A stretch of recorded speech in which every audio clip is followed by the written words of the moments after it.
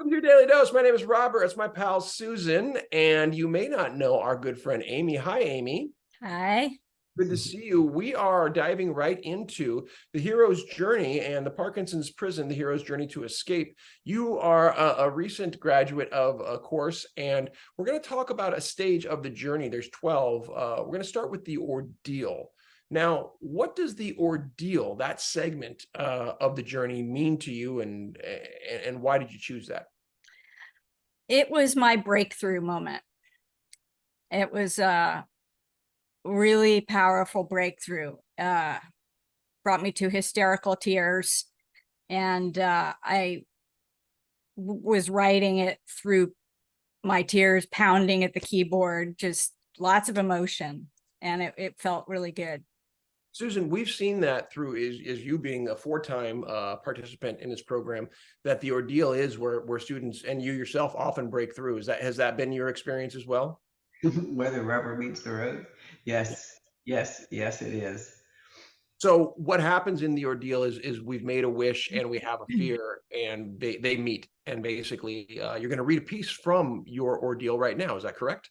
Sure. Yeah. All right, please go ahead.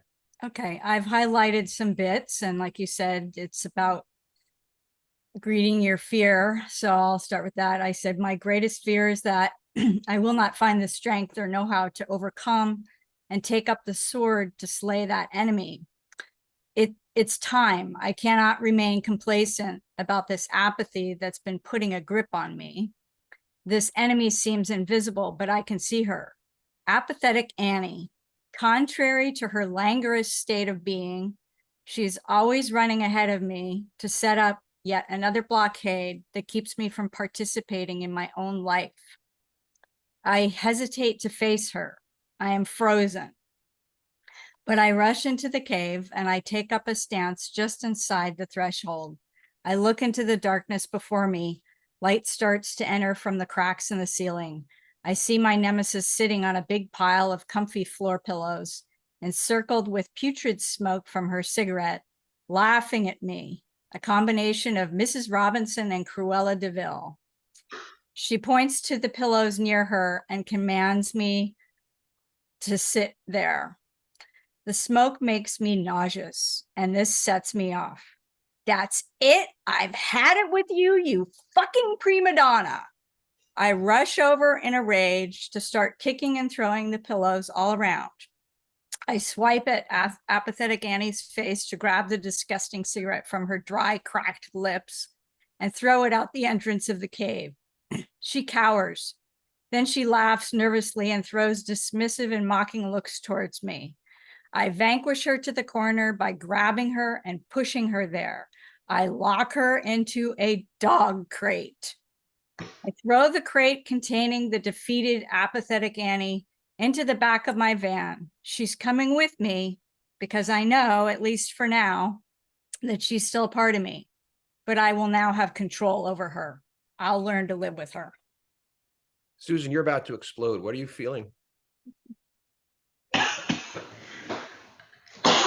There's coughing as well. Take your time, get a sip. That's as well. I'll comment and you let me know when you're ready. That what you did was you gave character to a well-known condition of Parkinson's, which is apathy. People know and can speak logically about it, but what you did to me was so brilliant because you gave agency, and by giving her a face, a character, a characteristic, you could address her. So that to me was what just absolutely screamed off the page. Susan, did you have something? Are you ready? Absolutely the same. I remember that Robert was counseling you. You gotta name this nemesis, and initially you were like, "That's not really. I don't need. She doesn't need a name. That didn't land well with you." And then when you did, it shocked you and surprised you because she became something that you fought with. And when you're pounding at the keyboard and screaming and crying, you really did that in real life because this nemesis was a real battle for you. And the dog cage, the dog crate that you threw her in there, and that was stunning to me. It like And then that you had to bring her with you. That was so smart and so mature and scene setting for the future. Yeah.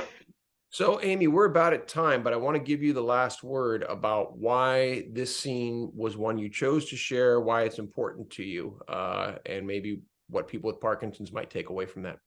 Well, like Susan just said, it was very real for me, and it really did open me up and make me feel relief. I knew that it wasn't over. I could still feel the weight of it, but I felt like I'd cracked through. And the message to other Parkinson's people are, you can do this too. Stick with it. You can do it. Yeah. And I love that Susan teed that up too, because, you know, there's the moment of doubt, there's the moment of refusal, all of those things, and people saying, I can't, or it doesn't matter, or that's the wrong thing. And like Susan says, the minute you actually yes and it, as opposed to deny or refuse it, it pours out. Yeah. So this has been your daily dose. We'll see you on the next episode.